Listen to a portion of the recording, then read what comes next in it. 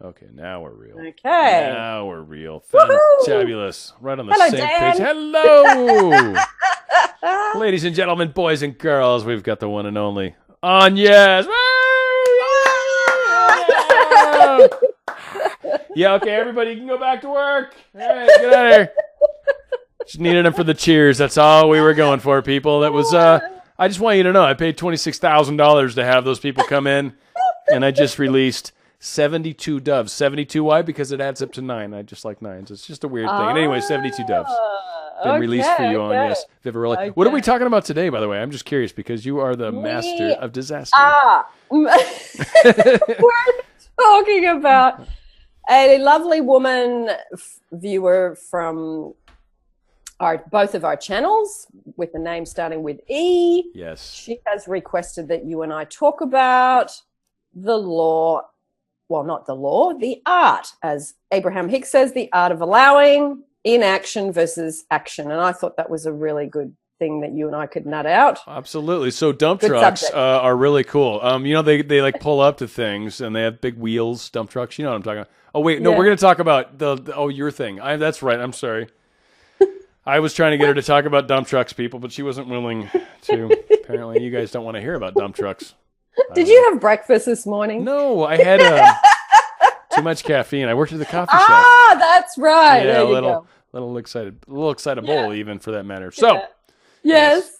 The law of the art of allowing. The art of allowing. So, the one that seems to talk about that the most in terms of law of attraction teachers is Abraham Hicks, Esther, and she mentions it a million times. And so what's it mean to you though? What's art of allow? I mean, art of allowing. The allowing part, I think, is the right, because art, obviously, and I have my own opinions, obviously, of course, too. But what's your take on what she means? What's the skinny? Good question. Yes. The art. What's the skinny? The skinny, you know, the little parts. I don't know that expression. Oh yeah, and we talk about what's the scoop? What's the the scoop? I know, but what's the skinny? The same thing as the skinny, the scoop. Yeah. What's the skinny? What's the skinny? I have no idea. That's before my time, I think, but it's still a good one. It's a good one. No, it's a legit phrase. I'm gonna import that to American, Australia.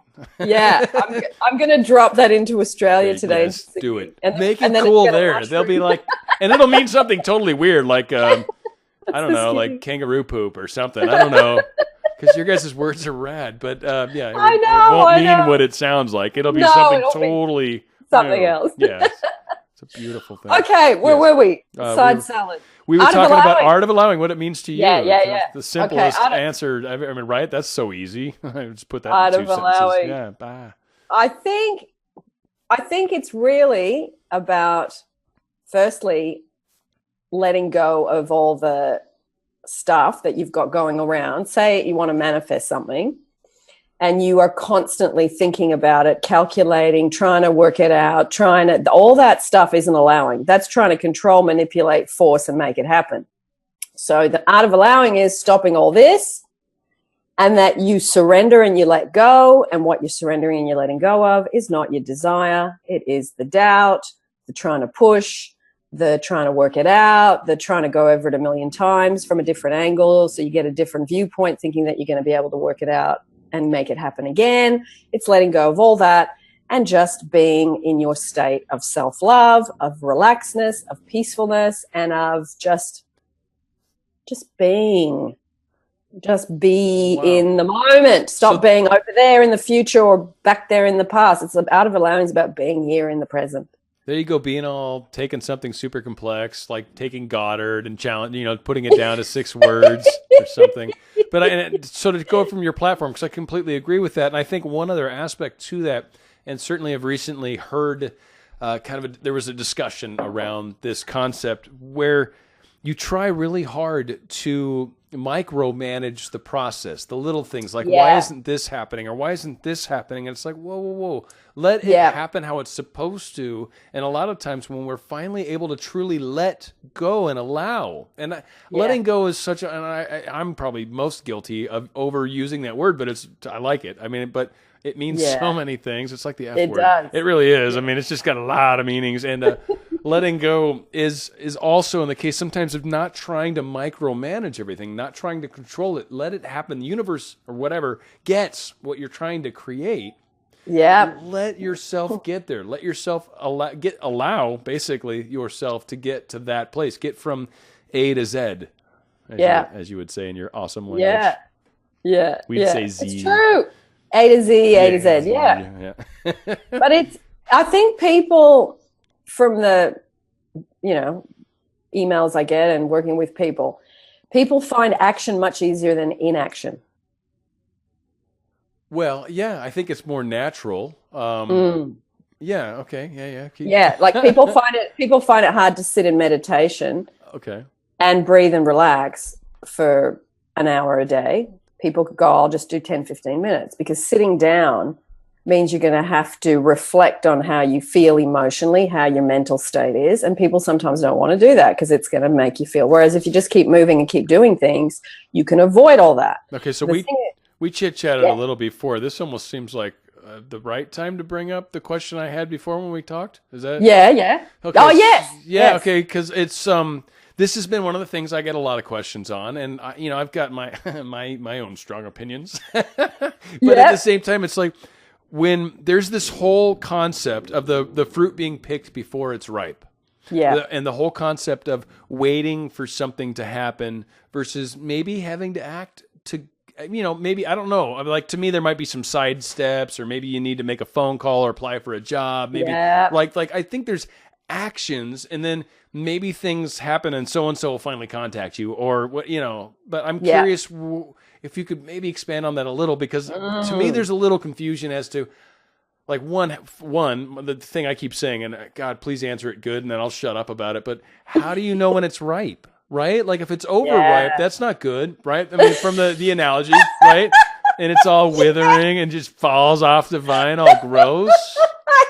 That's a good point. So I always wonder, I'm like, well, when the hell's the right time? And I think there is a little action that needs to come at some point. And I know, I'll guarantee you, this is a question that a lot of people have. And they're going to be like, oh my God, I love you, Agnes. And then they'll be like, oh, and thanks, Dan. But they would, I'll love you in each and every one of you. Subscribe to Dan, RadioStyle, please.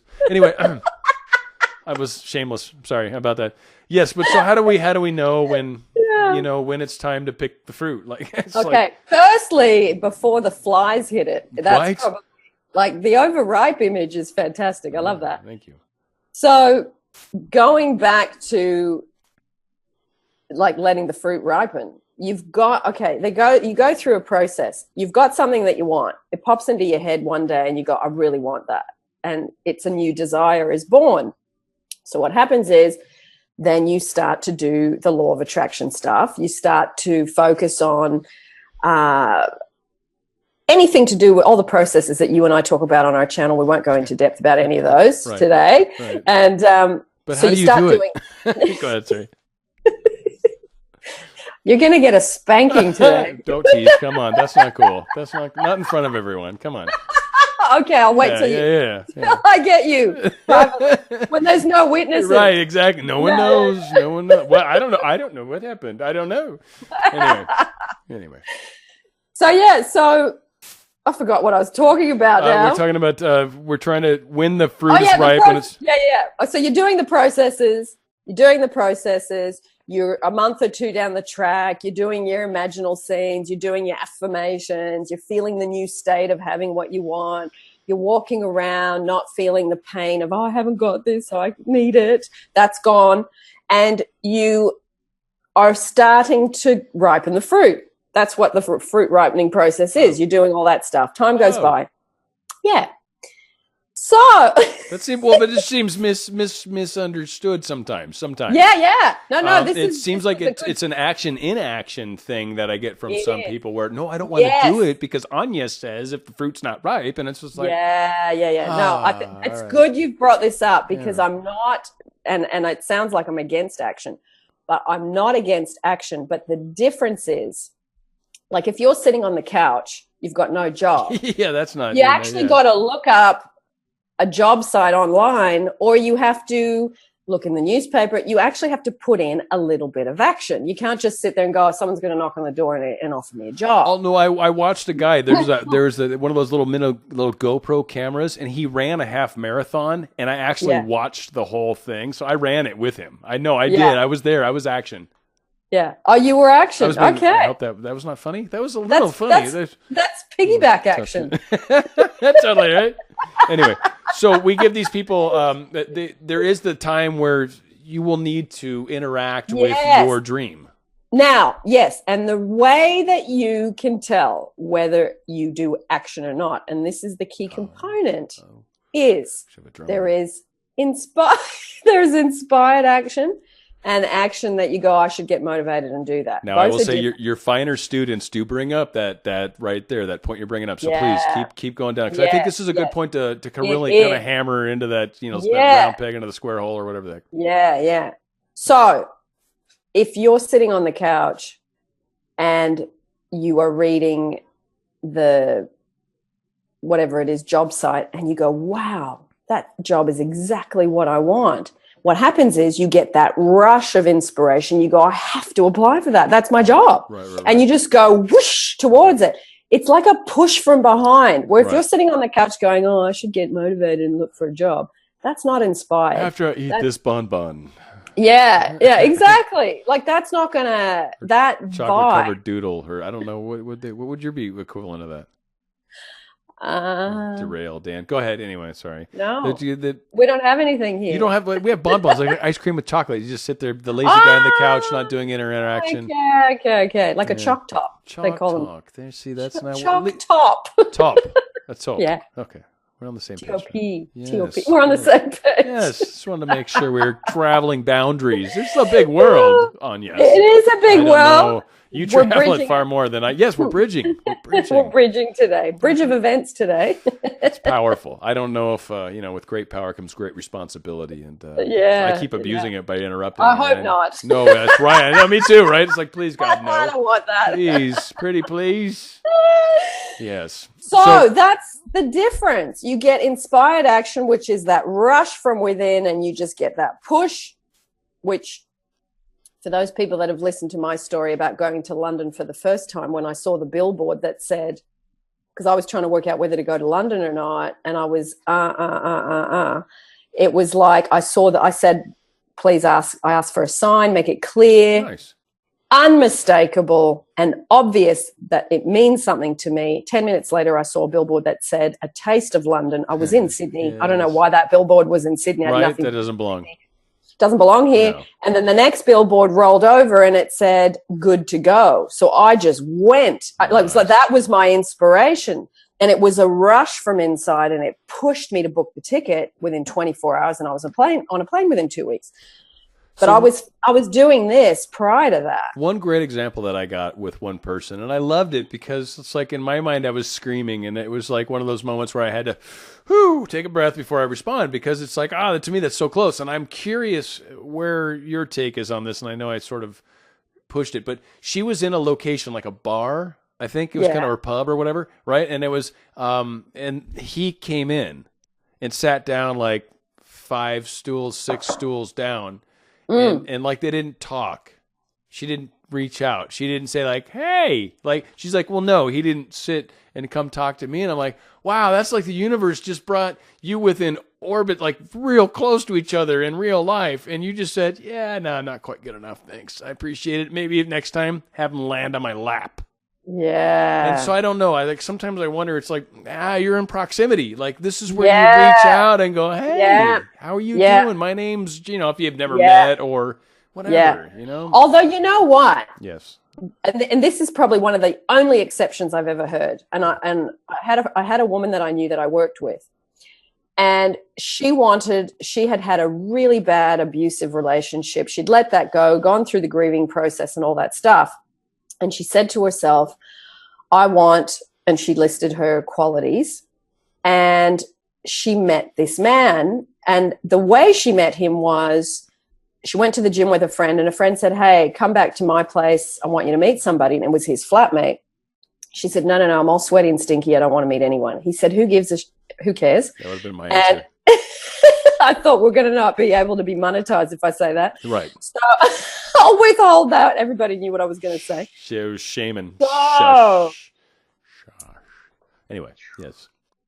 So flattening. she goes to the house and meets this guy. She's all stinky and sweaty and looks not very good. And she meets this guy. Now, I wrote her story in one of my books, but what's interesting is I never knew his side of the story until last year. Whoa. So I said to him one day, you know how I wrote her story? I said, what's your side of the story? And he said, I had so many bad relationships, I was over it. He said, I was sitting on the couch one day, literally, I was sitting on the couch one day, and I said to God, the universe, I am so fed up with trying to meet a decent woman. She's going to have to knock on that door and come in while I'm sitting on the couch. And that's exactly what happened. Nice. So in that instance, and what's really sad is they were together for, I think, 10 years or something, and he just died of a heart attack a month ago.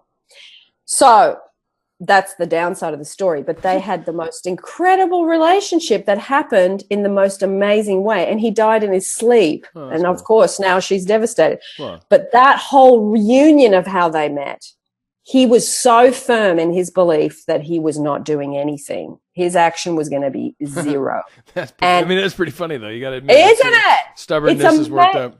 Yeah. Well, love's a powerful thing. I will say that. I've said it before. Yeah. So, but he must have projected. He must have projected strongly that he had given up with action out there, and it was going to have to come. And she was like, I guess, on a level willing to fulfill that necessary connection. You know, like all right, I'll walk in your door and see your lazy ass on the couch, right? Like, exactly. She somehow she overrode that, and but that's one of the only exceptions. That's the only inaction story where the guy did absolutely nothing. Right. And he created it. Well, and obviously we speak in generalities in general anyway, it's just redundant. But I mean, so a lot of times you can't cover all the extremes. So you're right. There are going to be times where that works. There's going to be times where someone, I don't know, just spoke the word and then they open the door and, hey, look at that. You know, like, it was instant. I don't know why you guys say it can't be. It's like, well, you timed that well. I'll say that much, but whatever. Yeah. So there's always that crazy. Now the other thing, Dan, with allowing, right? Like Abraham Hicks talks about this too, where you can track and trace how close you are to a manifestation, which I know a lot of people are always saying to me, how long is that going to take? And I can't answer that because I can't see where people are in their beliefs and in their projections and in their whatever thoughts. I can't see that, so I can't answer that question. But they can answer that question for themselves. If you've got something that you want and you are still really disturbed by it, then you're probably quite a long way away. Right. If you are feeling quite good some of the time, you're getting closer. If you're at the point where you go, you know what, I can be happy with or without this, bang, you're on the brink of that. Bang, because boom. You're no longer putting out anything negative towards having it. So it's kind of like a gray, green, yellow, red light, right? Basically, red light, you're way the heck off. And, so yellow, you're kind of you're creeping along, you're getting there. And then of course, green is gold. That's it. Sweet. Yeah.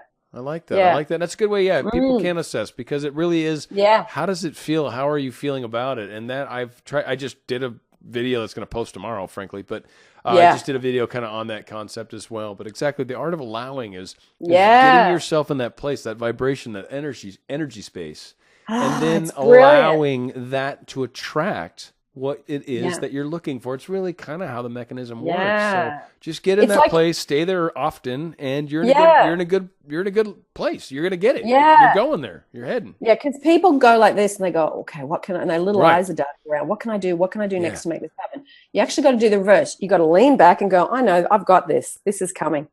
And you got to do that. It's like a physical thing that you do, because when people are trying to manifest, it's like they're always kind of got their head and shoulders moving around trying to get it happening. You got to pull yourself back, sit on the seat, surrender and say, I know how this works.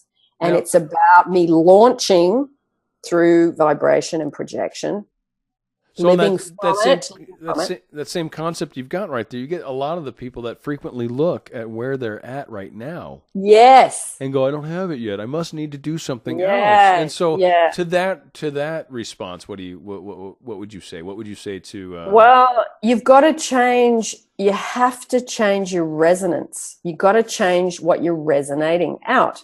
So if you say to yourself, okay, how close am I to my manifestation? Then you say to yourself, what am I feeling? What am I thinking? Right. When you can answer those questions and you can say, okay, well, I'm feeling good probably half of the time. I'm still dropping into negativity and doubt, but I'm better than I was 3 months ago. So if you can say that, once you've crossed the 50% mark, it accelerates the speed. The first 50% is hard, right? Harder than the second 50%, because you get once the wheels are oiled and they start turning, they do pick up speed if you keep doing the mental, if you keep your head on track, going this way. And it's important, and I've been talking a lot about this lately, is it's the moments between the moments during the day. I almost feel like, I spend my 10 minutes at night, my 10 minutes in the morning, and then I have like overall about 2 hours during the day where I'm defeating myself. It's like, look, you're netting negative when you're doing that. So you need to look at the moments during the day, because that's where a lot of us are getting off track. So kick in an affirmation, kick in a meditation if you need to, kick in some sort of the slide image that I was just recently talking about, like kick in some sort of concept of rubbing out or living from the end, something sort of whatever's going to make you feel better. You want to feel better with this concept. And that's where the difference comes in. And even if you're working, because when I was working 5 days a week, I only got like a half an hour's lunch break, but I would record things on my iPhone and listen to them. I had a little notebook that I wrote all my best affirmations in, or any inspirational quotes, and I'd spend the whole 30 minutes reading that, because I would really nosedive from 9 a.m. when I started till lunchtime, because I'd get tired, I'd get hungry, I'd get thirsty, my vibe would drop. And then I'd be negative, and I'd be thinking, I hate this job, or I don't want to be here, and I don't make enough money. I'd be in that state by lunchtime. Right. So then, or it's like, oh, that person doesn't love me, and that's the 5th person in a row that doesn't love you. What's wrong with you? And off you go with all of that. So it was like, you need to attend to all the physical stuff, eat, drink, and then put something in your head that's actually, and then that would lift me for the afternoon, and then I'd nosedive by the end of the day. So you just got to keep doing those points during the day. Find something to distract yourself, basically. And hopefully something that's on the positive nature, like you were doing. You're trying to learn more, read more Goddard, all these different things, right? You were trying to get this bigger grasp on what was going on and this change that was occurring in your life at the time. And then, here you are, kind of expanding from that. And that, like law of attraction, like Ester Hicks talks about that a lot. The contrast, that's expansion. A lot of this is, where you're at right this second is not where you're going to be. A lot of people are like, I want it how it was. No, you can't. It's going to be different. And that's the cool thing, is it's going to be evolved. It's going to be growth. It's going to be more amazing than it was the last time. So that's, I don't know. Well, and every time you achieve something, it's like something manifests, whether it's small, medium, or large. As Esther says, you go, wow, I've achieved that. And then you go through the day before it manifested, then you cross over the day it happens, and then a day later it's the past, the thing you manifested. Right. But after that first day, you might go a month or 2 months or 6 months, but then the cracks appear, the things that you didn't see straight away that weren't that great. So you might move into a house and you go, oh, I love this. It's brilliant. Look at the trees. Look at the bedroom. It's huge. The kitchen's amazing. It's got a dishwasher. But you didn't realize there were some really awful neighbors that have parties next door. You couldn't foresee that.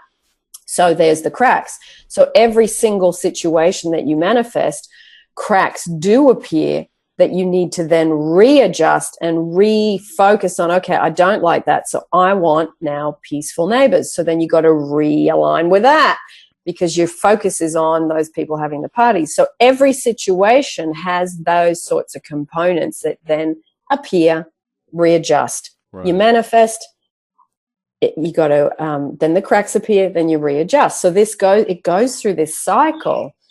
And go ahead. Well, I see that a lot too from when a lot of us are trying to first, especially early on, manifest things, when we think about something, we think of like a very simple or simplified scenario.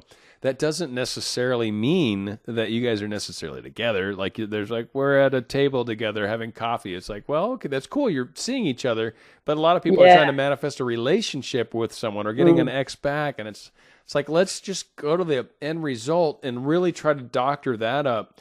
Yeah. Because when we leave out a lot of these details, like you said, we sort of end up manifesting something or creating something that's just not quite what we had in mind. And it's really important to kind of put some of those clarifications in your original imagining. And that's how we learn. I think that's how we learn. Yeah, I think that's how you go from like the black belt to like a multi-degree black belt imaginer, right? Like you realize, no, like it's bigger than just having the thing. Like I want everyone to be happy, and I want, like you start trying to imagine out bigger scenarios. And that's the beauty of what this process does. It gives you this chance to make a difference in your own world for sure. And maybe even larger. Who knows?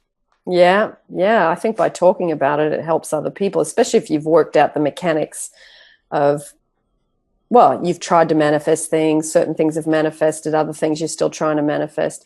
You do iron out the kinks in your, call them mistakes, call them miscreations, whatever you want to call them. Lessons, but you do contrast. I mean, it's a lot of things, right? I mean, it's part of the experience. I didn't know this sucked until this happened, right? Yeah. Like, that works. Yeah, let's learn something from this moment. Exactly. Now, here's the funny question. I don't know if, and I'll take the blame. I will fall on this sword, E. Okay. Did we answer E's question, do you think, or even come close? I mean, is that like we have to do another show next month and be like, actually do a show on what E asked us to do instead of... Let me check. I'm going to have a little check about what this Dan derailed us down. It's Dan's fault. Yeah. It's Dan. I think there was 2 little parts of that question. Out of allowing action versus inaction. No, we've covered it. We nailed it. Yeah, we've covered it. That's how much we love E. We're so accidentally... So anyway, it was good. Yeah, it was good how it played out. Yeah, no, it's good. It's a good thing.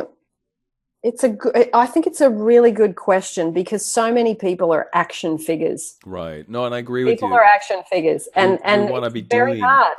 We want to be doing. Yet, if you will spend the time doing your aligning, which means in Ester Hicks terms, living in the vortex. If you're using Neville Goddard terms, living from the end, we know that we have to be in a good state emotionally and mentally, but we also have to stop activating the problem of I'm here and that thing I want's over there. You've got to merge with it. You've got to create a line of energy between you and the thing through conscious selection where you select that outcome only, and you totally block out the peripheral around all the scenarios that could mean that you won't get it. Right. That's what you're doing. You got to do that thing, And from my kaleidoscope thing. And from my crazy granola eating view, yes, we call it more like the being. It's when you're being with it, and that's truly kind of the point when you are allowing. So in my mind, that's kind of more to what the allowing, not more, what the allowing kind of is when you're really being with it. And sometimes, there's action. Sometimes there's inaction. But when you're being with something, you are a part of it. You're noticing it. It's a part of you. Like it's that crazy, like I said, you got to eat a lot of granola to really get down into the nitty gritty and understand the crazy parts. I'm just kidding, of course. And alfalfa sprouts, apparently. Right? No, you got to get them sprouts. Wash them good, though. There's some stories sometimes. I know. They don't smell good. My mum used to make me eat those. She was sprouting some on the windowsill the other day, and I just went, Mum, that should have stopped in 1973. We don't need to eat those now. It's like why? Well, it's like they've got those. I don't know if you guys have them in Europe or whatever, but they call them chia pets or chia whatever's. They got like a head, and you pods. You paste seeds on them, and they grow. Yeah. It's like I don't want to eat that. That's basically what an alfalfa sprout is for my. Come on now. That's cruel. No, we don't need those. No. We don't need that. Well, I can live with that one. I guess we should probably let our friends know that you got some. What do you got? Plug something. Plug something cool. I want the peeps that plug something cool. You got your books. You got your website. You do coaching. Like you're all over the place. You're like Yeah. I've just finished book 3, but it's going to take a while to hatch. I've just collected 30 stories of manifesting. Wow. So, yeah. See, that would imply you've got 2 other books for those on my channel that may not know you. She's got 2 other books. She's a very... manifesting stories from very ordinary people. No one famous, just anybody just like you. Okay. Yeah. All right. So Michael Jackson didn't come back from the dead and sort of sit down with you? No, and that'll be in a year or 2. Give us time. We'll get there. Yeah. Nice. And Al Pacino didn't bring me back. So what? That's so like him. That's so like him. Guy's all caught up in his image. I don't know. He's like, come on, buddy. You're getting older. Yeah, come on, bring it back. Anyway, yes. I want to ask you the same question. Whoa. What have you got popping? You know what? It's still building. I just crossed a significant boundary in the world of YouTube, so I'm very happy about that. I'm kind of just still continuing down this path. I'm curious to see where I'm at. Right now, I'm kind of got like a 3 to 6 month plan. Might kind of open some things up. I don't want to get too far into it because then you're like, people will bring it up and be like, why aren't you doing this? It's like, well, because I need 6 months to get there. So I don't, but there are definitely some things I'd like to see myself expanding this into. I'm actually debating on maybe letting the coffee shop thing go. Okay. So I've kind of you're doing 2 jobs plus YouTube, aren't you? 2 jobs, and then some people bug me with other stuff like IT oriented. Like I'm just very, very, very busy, and so it's getting to that place where I need to make sure I got a little bit of time for me to work on whatever, or hopefully maybe do some YouTube lives. That's one thing I'm thinking of doing here soon. Okay. Try to test that out and see if I can get that kind of working and stuff. So, it's good. I do them probably. I just do them whenever I feel like it. I've probably done about half a dozen. Yeah, I see they always pop up on my phone. I'm usually at work, mind you, but can't just start spieling out the old Agnes at work. They'll be like, dude, what's that? I'm like, shut up, it's Agnes. Yeah. I wish we could work out how to do a YouTube live together. That would be fun. Well, we'll figure out a way. There's got to be a way. Maybe we got to hit some sort of crazy mark, and then magic doors open up behind our YouTube pane. They're like, oh, it's like, wow, we can portal to each other and be in real life. Some crazy technology that Google has. Yeah, crazy like that. Well, thank you so much, Agnes. I love it. We did, I think, a really good show. I hope everyone's happy with what we were talking about. Yeah, this is big stuff. I hope that answers a few questions, and I will put down below in the description. And Dan, I can shoot you through a link. Is that an Australia thing or what? Down below, what do you feel like you always have to say? Down under. Oh, down under. My bad. Down under in the description. Yes. Oh, yes. There will be the link for the Abraham Hicks track and trace, so you can actually hear what she says about how to track and trace how close you are to a manifestation. Oh, that was a thing. Cool. Yeah, but you and I can put a link to that again because it's her YouTube and it's really good. So nice. Yeah, she really is awesome. I mean, I love watching her from time to time. Yeah. So. Well, very good. Agnes, you're the best. I love you as always. And we'll do another video, hopefully, in a month, I guess, right? Today's the 27th, 28th for you. So, as we do. We're moving through the orb, through space. I know. January's nearly over. It's amazing. It's awesome. Yeah. Nice. All right. Well, we'll talk soon, sweetie. I love you. Okay. I'm going to log off, but hang on. So we'll chat. Hang tight too. Yeah, absolutely. Bye, everybody.